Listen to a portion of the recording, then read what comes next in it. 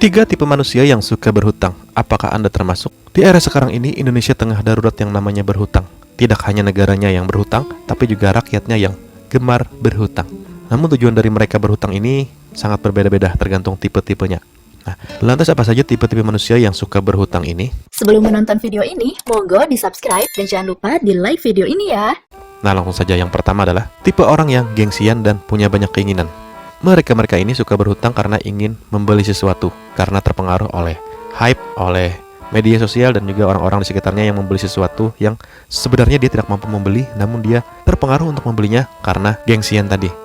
Karena dia tidak punya uang, maka dia pun mengajukan yang namanya pinjaman.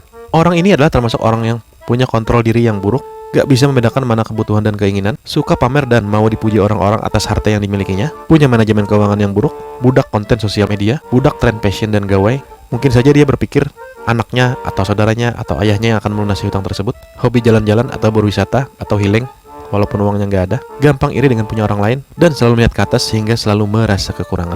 Nah, ini adalah ciri pertama, yakni ciri orang yang gengsian dan tidak bisa mengontrol keinginannya. Kemudian tipe manusia kedua yang suka berhutang adalah orang yang terpaksa karena adanya kebutuhan yang mendesak. Nah, ini tidak seperti tipe yang pertama tadi. Yang kedua ini benar-benar memang perlu sekali uang untuk kebutuhan yang sangat mendesak. Misalnya dia punya anak, kemudian anaknya misalnya sakit dan harus dioperasi, maka dia memerlukan dana yang besar untuk membiayai operasi tersebut. Maka dari itu dia harus hutang ke sana kemari untuk biaya operasi tersebut. Nah, golongan yang kedua ini adalah golongan yang menurut saya bisa dimaklumi dia berhutang karena memang kebutuhan yang mendesak atau ada musibah atau ada hal-hal yang memerlukan budget yang besar di mana dia tidak memiliki uang untuk saat ini.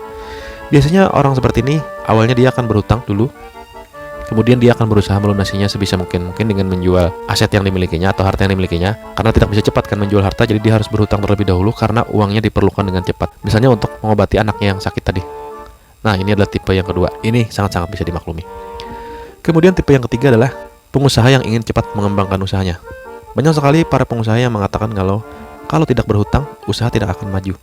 Maksudnya begini, dia sudah memulai usahanya dari nol dengan uang sendiri, namun kemudian ada peluang untuk mengembangkan usahanya, untuk meningkatkan kapasitas produksinya, karena ada orderan yang cukup besar misalnya, maka mau tidak mau dia harus berhutang agar bisa memenuhi orderan tersebut. Misalnya membeli peralatan produksi yang lebih banyak, membeli bahan yang banyak, menggaji karyawan yang lebih banyak untuk bisa meningkatkan skala produksinya.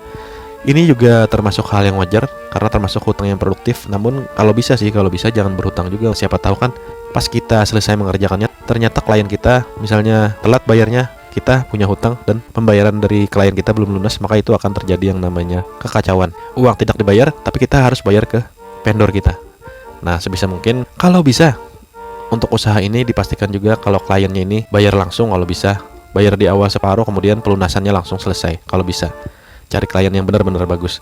Tapi kebanyakan memang seperti itu. Banyak sekali pengusaha yang mengembangkan usahanya dengan yang namanya bantuan hutang. Jadi itulah dia 3 tipe manusia yang suka berhutang. Pertanyaannya sekarang, apakah teman-teman termasuk salah satu di antaranya? Silahkan tuliskan jawabannya di kolom komentar video ini.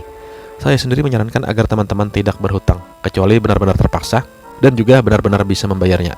Kebanyakan orang-orang yang berhutang itu sebagian besar tidak niat untuk membayar. Kebanyakannya seperti itu sih. Pas di awal mau ngutang, mereka sangat-sangat memelas, sangat-sangat baik.